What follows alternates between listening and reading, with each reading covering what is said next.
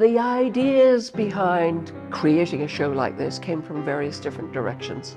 First, I love the American songbook, and that's a passion I share with Cinzia, who's the director, and some of the other people involved. So finding a way to use these songs was part of it.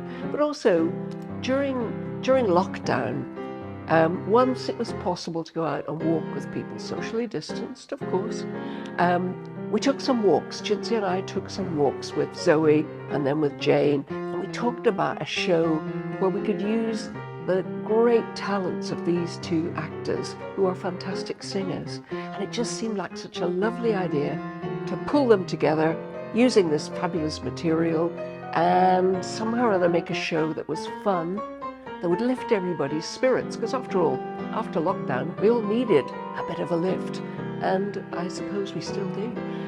So we thought, how are we going to string together a little bit of a story, because you can't just have singing. Well, you can, but we didn't want to. We wanted a story as well.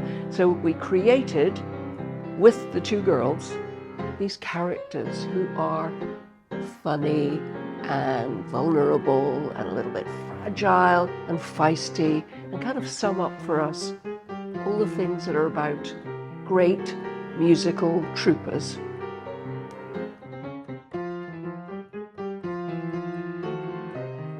The names, actually, I will tell you quite honestly where the names come from. We thought we wanted two balancy kind of names, like we thought Pharaoh and Bull, and then we thought they'd probably sue us. So we thought, and we threw lots of names out, and then we were sitting in a London bus, and I saw a bus going to Hampstead, and I remembered Frognal, which is a street in Hampstead. And I thought, ooh, Frognal and Fox, Froggy and Foxy.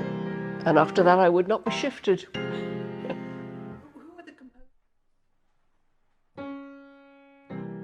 So the names of the composers whose music we're using will be very familiar and some not so familiar.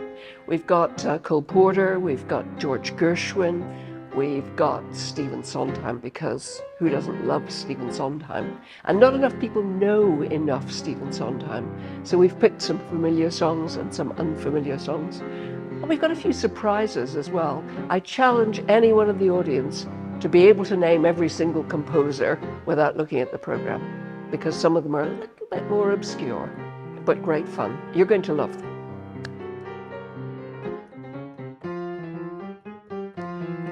Being in the rehearsal room with these particular actors and this particular director is just fun. The actors are so imaginative and creative. So you write stuff on the page and in your head you think you know how it's going to come out.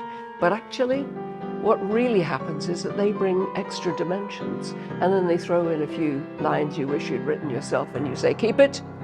And it's just, we want it to be as fun to make as it is to see. And I think at the moment that's pretty much how it's going. So I'm enjoying it.